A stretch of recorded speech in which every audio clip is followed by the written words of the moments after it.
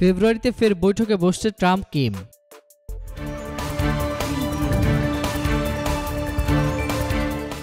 উত্তর কোরিয়ার সর্বোচ্চ নেতা কিম জং উনের সঙ্গে ফেব্রুয়ারি মাসের শেষ সপ্তাহে ফের বৈঠকে বসছেন যুক্তরাষ্ট্রের প্রেসিডেন্ট ডোনাল্ড ট্রাম্প। গতকাল এক বিবৃতিতে এ কথা জানিয়েছে হোয়াইট হাউস।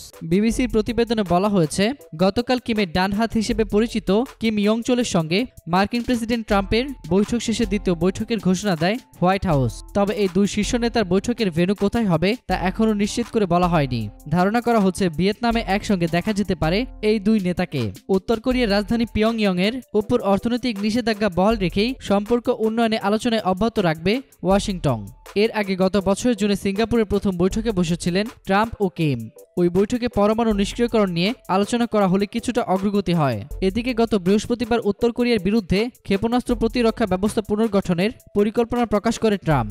তবে এ বিষয়ে এখন পর্যন্ত মন্তব্য করেননি কিম। অপরদিকে সৌদি কারাগারে রোহিঙ্গাদের অনশন।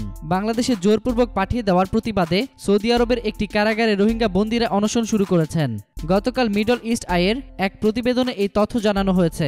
বন্দীদের বরাত দিয়ে প্রতিবেদনে বলা হয়, গত মাসে জেদ্দায় অবস্থিত সুমাইসি কারাগার থেকে বেশ কিছু রোহিঙ্গাকে বাংলাদেশে পাঠিয়ে দেয় সৌদি আরব। এই পরিস্থিতি ঠেকাতে রোহিঙ্গা মুসলমানরা কারাগারে অনশন করছেন।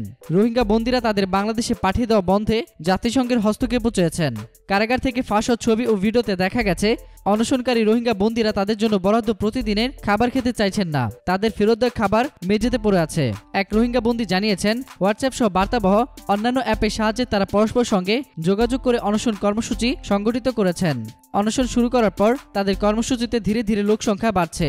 অনশনে অংশ নেওয়া এক বয়স্ক ব্যক্তি অসুস্থ হয়ে পড়ায় তাকে হাসপাতালে নেওয়া হয়েছে বলেও জানান তিনি। প্রসঙ্গত, সৌদি আরবে গত 4 মাসের মধ্যে এই নিয়ে দ্বিতীয়বারের মতো রোহিঙ্গা বন্দীরা অনশন করছেন। এতক্ষণ ফ্রিকি নিউজের সঙ্গে থাকার জন্য আপনাদের সবাইকে ধন্যবাদ।